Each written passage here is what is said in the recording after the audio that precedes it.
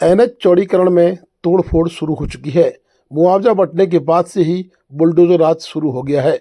भारतमाला परियोजना के तहत बल्बाकोट से तबाघाट तक एनएच चौड़ीकरण कार्य में अब प्रशासन ने चिन्हित जगहों को तोड़ना शुरू कर दिया है।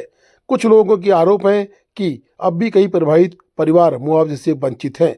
4 वर्षों से यह परियोजना का मुआवजा और सड़क तोड़ने का माहौल रुका पड़ा था, दहशत और असुरक्षा का कारण बन चुका था। बीआरओ द्वारा नाप भूमि और मकानों का पैसा सरकार को दे दिया गया था, लेकिन प्रशासनिक सुस्ती और फाइलों की लापरवाही ने जनता को सालों साल भटकाए रखा।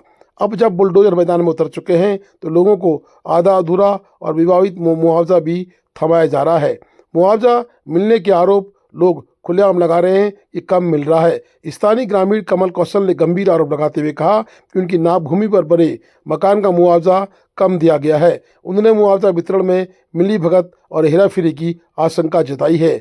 बता दें कि सामाजिक कार्यकर्ताओं के कई आरोप हैं कि सेटिंग के आधार पर भी मुआवजे तय किए गए हैं। वहीं उप जिलाधिकारी धारचूला ने भी स्पष्ट कहा है, यदि किसी के साथ अन्याय हुआ है तो वो अपील कर सकता है और कुमाऊं कमिश्नर इसके लिए नामित अधिकारी हैं। अगर काला ऑफिस से कम ज़्यादा है तो जांच में आ जाएगा, पर अब काम सुचारू रूप से रहेगा। जिनको मुआवजा मिल चुका है और चिन्हीकरण हो चुका है, उनकी तोड़फोड़ जारी है। और उन्होंने यह भी कहा कि कमीशनखोरी किसी भी सूरत में बर्दाश्त नहीं की जाएगी। अगर किसी को कम मुआवजा मिला है तो वो अपील कर सकता है, कोर्ट भी जा सकता है।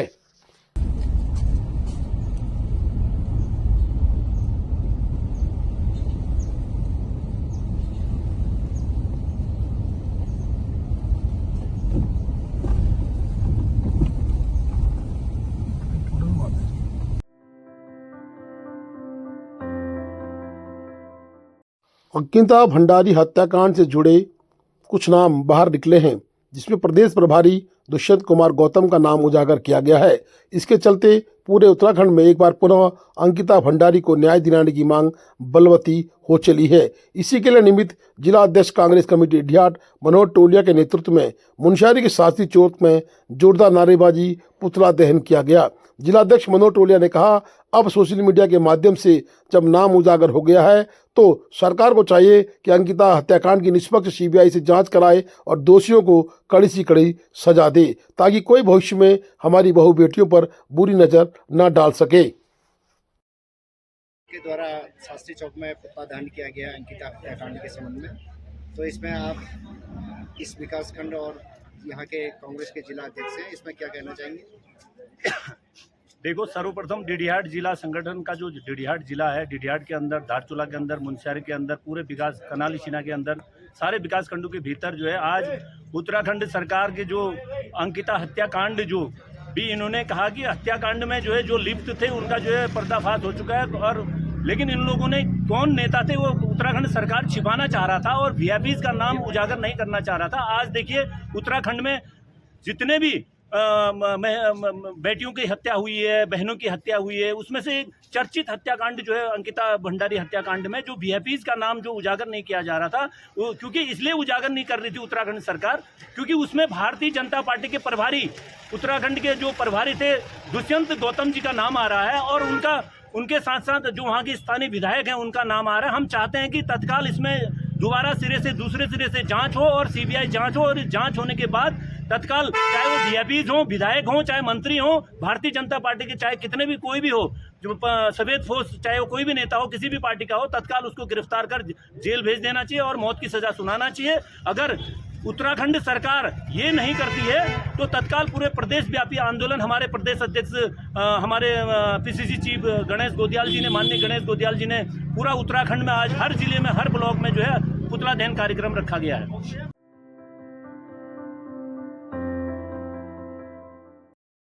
36वीं मोहानी भारत तिब्बत सीमा पुलिस बल लोहाघाट द्वारा आज दिनांक 25 और 26 दिसंबर 2025 को ग्राम पंचायत सेला, बालिंग, दुक्तू, गो, ढाकर, तिदांग, मार्चा, सीपू, कूटी, बोगलिंग, दर निम्न ग्राम पंचायतों में सिविक एक्शन प्रोग्राम के तहत निःशुल्क सेब और अखरोट के पौधों का वितरण किया गया, जिसमें 36वीं बटालियन आईटीबीपी के डीसी GD पंकज शर्मा मौजूद रहे। साथ में AC और GD अनिल कुमार, नयन सिंह सीपाल, बीरेंद्र सिंह गोवाल, आनंद सिंह आदि उपस्थित रहे। ग्रामीणों ने 36वीं वाहिनी के सिविक एक्शन प्रोग्राम की तारीफ की। उन्होंने बताया कि इस तरह कई अन्य सुविधाएं भी ITBP के द्वारा लगातार दी जा रही हैं। अभी सेब और अखरोट के पौधे वितरित किए गए हैं। पार्टी की पूरी ग्राम सभा को और इसके लिए बहुत बहुत धन्यवाद। और ऐसे ही मतलब कि आगे भी ऐसे प्रोसेस और ज़्यादा हमें बात करें, जिससे कि हमारे मतलब जो जंगल हैं और ज़्यादा उभरते, जिससे कि हमारे पूरे गांव सेफ रहे।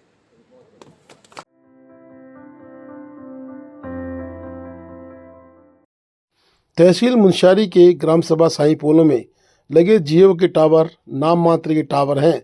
बदहाल स्थिति में जियो के टावर पड़े हैं। साई पोलो के लोगों को बहुत परेशानियों का सामना करना पड़ रहा है। स्कूली बच्चों के ऑनलाइन पढ़ाई में भी काफ़ी दिक्कतें हो रही हैं और लोग अपनों में बात नहीं कर पा रहे हैं।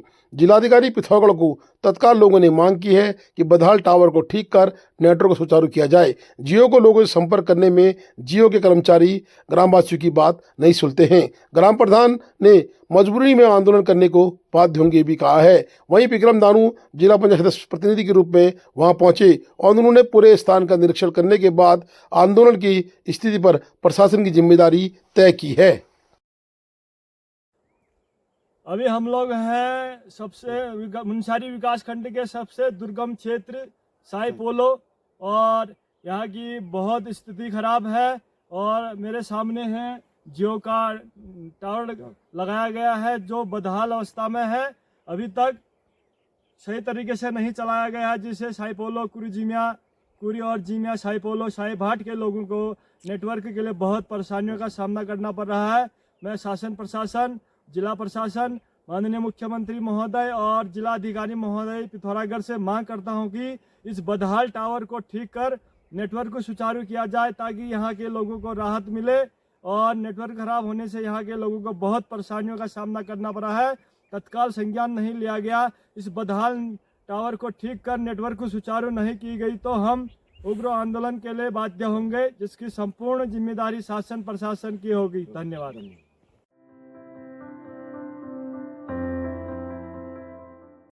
प्रदेश में ठंड ने दस्तक दे दी है। धीरे धीरे मौसम करवट लेते हुए दिखाई दे रहा है। मौसम विभाग की माने तो प्रदेश के पहाड़ी जनपद उत्तरकाशी, पौड़ी, रुद्रप्रयाग और पिथौरागढ़, बागेश्वर में हल्की बारिश होने की संभावना है।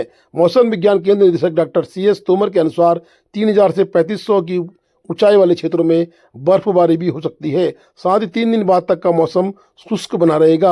आगामी 30-31 दिसंबर से 1 जनवरी तक प्रदेश में पश्चिमी हिस्सों में हल्की बारिश व बर्फबारी की आशंका भी है। तोमर ने बताया कि अगले 5 दिन प्रदेश के मैदानी इलाके हरिद्वार, उधम सिंह नगर, देहरादून व नैनीताल के ठंडे साबित हो सकते हैं, जिसमें कोहरा भी देखा जा सकता है और कोल्ड डे की कंडीशन को भी देखा जा सकता है। मौसम विभाग के द्वारा अलर्ट जारी किया गया है। जो है एक पश्चिमी विक्षोभ का थोड़ा सा असर जो है राज्य में देखा जा सकता है। तो आज भी हम कुछ जो पहाड़ी जो हमारे जनपद है, जैसे उत्तरकाशी, चमोली, रुद्रप्रयाग और पिथौरागढ़, और उसमें कुछ ऊंचाई वाले इलाके हो सकता है कि बागेश्वर में भी, तो वहाँ पे बहुत हल्की से हल्की बारिश हो सकता है। और जो 3500 मीटर 3500 मीटर से ऊंचाई वाले इलाके हैं, वहाँ पे कहीं कहीं पे बर्फ़बारी भी बहुत हल्की से बहुत हल्की बर्फ़बारी हो सकती है। इसके अलावा उसके बाद अगले 3 दिन तक जो है मेनली ड्राई रहने का उम्मीद है प्रदेश में। फिर 30 तारीख से एक और पश्चिमी विक्षोभ जो है एक्टिव हो रहा है। इसमें भी हमारे को लेकिन बारिश जो है हल्की से बहुत हल्की बारिश और बर्फ़बारी की आशंका है। वही 4 जो हमारे जो नॉर्थ में जनपद है जो मैंने बताया है, वही जनपद में हमारे को आशंका बन रही है कि बहुत हल्की से बहुत हल्की बारिश या बर्फ़बारी है ना, और 3500 मीटर से ऊपर में बर्फ़बारी की ही आशंका होगी। बाकी जो है तो ये 30, 31 और 1 तारीख को ऐसी संभावनाएं बन रही है। इसके अलावा अभी जो है हमने कोल्ड डे और जो है घने कोहरे की जो है चेतावनी जारी की, येलो अलर्ट है अगले जो है 5 दिन के लिए। तो इसमें भी जो जैसे कि कोल्ड डे और जो है घना कोहरा है उसकी चेतावनी मेनली जो है हमारे प्लेन वाले इलाके हैं, हरिद्वार उधम सिंह नगर वाले ज़िले हैं।